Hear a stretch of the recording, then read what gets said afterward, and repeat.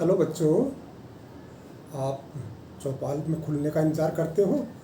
दादाजी खोल देते हैं आते ही और कहानी के साथ उपस्थित हो जाते हैं। भाई, आपको एक कहानी मैं आज सुनाने जा रहा हूँ। नाम है दुश्मन का बेटा। क्या नाम बताया? दुश्मन का बेटा। ये कहानी दिसंबर 99 में जो नंदन पत्रिका थी उसमें प्रकाशित हुई थी। ये पत्रिका मैं आपको दिखा रहा हूँ। ये है दिसंबर 99 का जो अंक है जिसमें लिखा है दुश्मन का बेटा। ये 3 पृष्ठों की कहानी है और इसे मैंने अक्टूबर 99 में यानी 99 में लिखा था। और ये कहानी मैं आपको आज पढ़कर सुनाता हूँ। आपको अवश्य आनंद आएगा।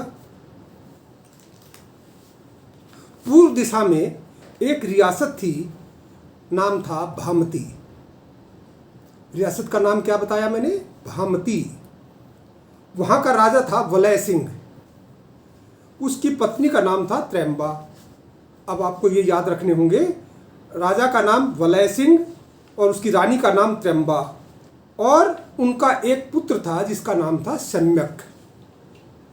सम्यक जो है वो राजा का पुत्र था वलय सिंह का। वलय सिंह और त्रैम्बा अपनी प्रजा से बहुत प्रेम करते थे। उनका पुत्र सम्यक भी अपने माता पिता की तरह समझदार था। भामती के पड़ोस में एक अन्य रियासत थी, सामधी। वहाँ का राजा दान सिंह वीर तो था पर था लालची। वह हर समय पड़ोसी राजाओं की भूमि हड़पने की सोचता। उसका खजाना धन से भरा रहता था। लोगों की भलाई पर उसे खर्च करने की बजाय वह उसे और बढ़ाना चाहता था। उसकी विशाल सेना के कारण कोई भी राजा उसकी तरफ आंख उठाकर नहीं देखता था। वलय सिंह के शासनकाल में भामती जो है वो एक समृद्ध रियासत बन गई थी। लोग सुख चैन से जीवन बिता रहे थे।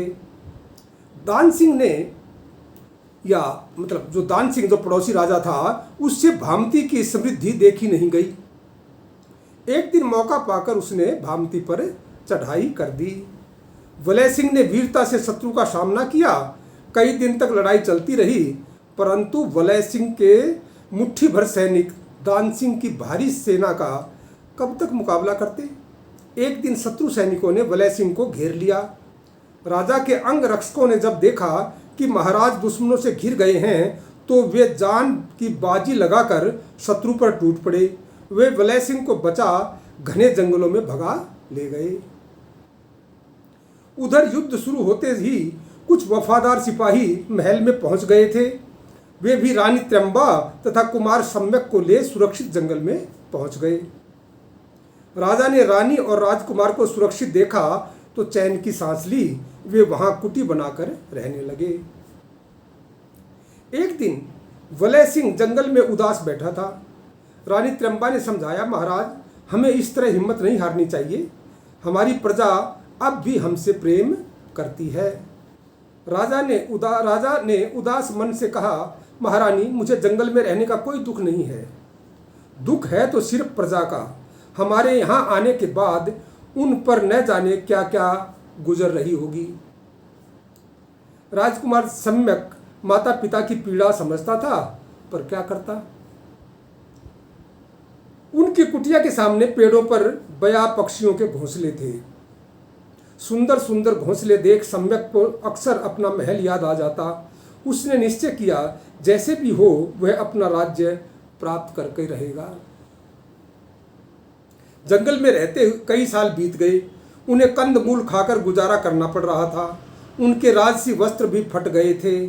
उधर दान सिंह ने एक के बाद एक कई रियासतें जीत लीं, राजाओं को बंदी बना लिया। दान सिंह की पत्नी सविता ने पति को समझाया, महाराज, हमारी एक ही तो बेटी है, फिर यह सब आप किसके लिए कर रहे हैं? किसी सुयोग्य वर से इसका विवाह हो जाए तो मेरा भी यही कामना है। दान सिंह पर तो जैसे दौलत का भूत सवार था। उसने सविता से कहा, महारानी तुम चिंता न करो, मैं अपनी बेटी कांता का विवाह किसी सुंदर और वीर राजकुमार से करूंगा, फिर सारा राज्य उसे ही सौंप दूंगा, वह चक्रवर्ती राजा बनेगा। कुछ दिन बाद दान सिंह ने कांता के स्वयंवर की घोषणा कर दी। सभी राजाओं को संदेश भिजवा दिए गए। दूर दूर तक राजकुमारी की सुंदरता की चर्चा थी। दान सिंह की इकलौती बेटी होने के कारण सारा राज्य उसे ही मिलना था, इसलिए हर कोई उससे विवाह की इच्छा संजोए हुए था। स्वयंवर की कुछ शर्तें थी, इनमें राजकुमारी के प्रश्नों के उत्तर देना भी शामिल था।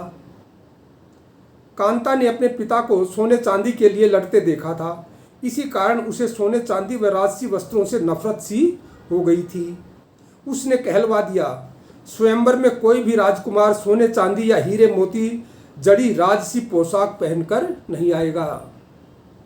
कांता की शर्त सुन सब हैरान हो गए। कोई राजा होकर राजसी वस्त्र न पहने, भला यह कैसे हो सकता है? पर क्या करते, स्वयंवर में आना था तो राजकुमारी की शर्त भी माननी ही थी। वलय सिंह के एक गुप्तचर ने स्वयंवर की बात राजकुमार सम्यक को बता दी। कुमार सम्यक ने भी स्वयंवर में जाने का मन बना लिया। वलय सिंह और त्र्यंबा ने उसे रोका। उन्हें भय था कि दान सिंह राजकुमार सम्यक को पहचान लेगा और शत्रु राजा का बेटा समझ कैद कर लेगा। सम्यक ने उन्हें विश्वास दिलाया तो वे मान गए और जाने की अनुमति दे दी। स्वयंवर का दिन आया। बहुत से राजा महाराजा और राजकुमार वलय सिंह न राजकुमार दान सिंह ने महल में पहुंच गए थे। सभी ने सादे कपड़े पहन रखे थे। थोड़ी देर में राजकुमार सम्यक भी वहां पहुंच गया। उसने वृक्ष की छाल पहन रखी थी। सिर पर बया पक्षी के घोंसले से बनी एक सुंदर टोपी पहनी हुई थी। अन्य राजाओं ने सम्यक को देखा तो वे उसका मजाक उड़ाने लगे, लेकिन सम्यक चुपचाप एक तरफ बैठ गया। थोड़ी देर बाद राजकुमारी सभा में आई। उसने सबका अभिवादन किया और एक नज़र उठाकर सबको निहारा। अचानक उसकी नज़र सम्यक पर ठहर गई। उसकी इतनी सादी पोशाक और टोपी ने राजकुमारी के मन को मोह लिया था। तभी एक सेविका एक थाली लेकर आई। उसमें पानी भरा हुआ था। पानी में एक छोटी नाव तैर रही थी। राजकुमारी ने कहा, जैसा कि स्वयंवर की शर्तें हैं, आपको मेरे प्रश्नों के उत्तर देने होंगे। राजकुमारी ने पूछा, हमारे व्यापारी नौकाओं में सामान भरकर विदेशों में व्यापार के लिए जाते हैं। इस नौका में ऐसा क्या रखें कि व्यापारियों को लाभ हो? सभी राजा सोच में पड़ गए। एक ने कहा, इसमें रेशमी वस्त्र रखे जाने चाहिए।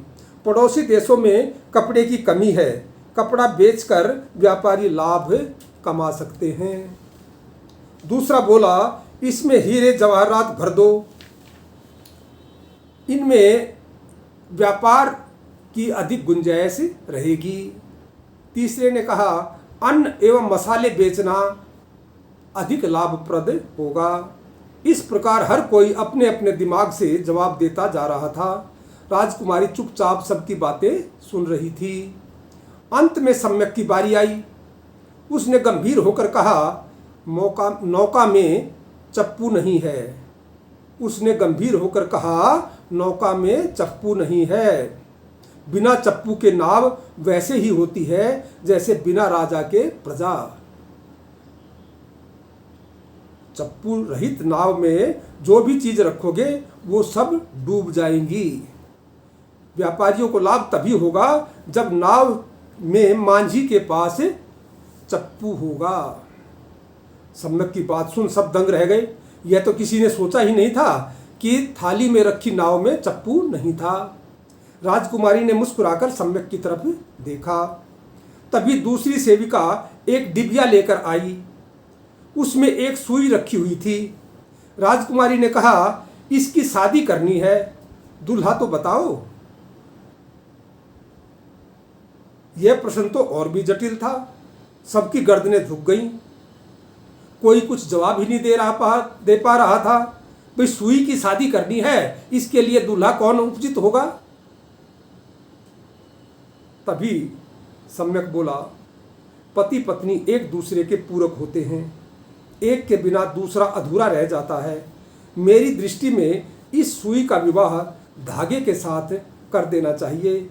बिना धागे सुई बेकार है और बिना सुई के धागा बेकार है। यह उत्तर सुनकर कांता खुशी से झूम उठी।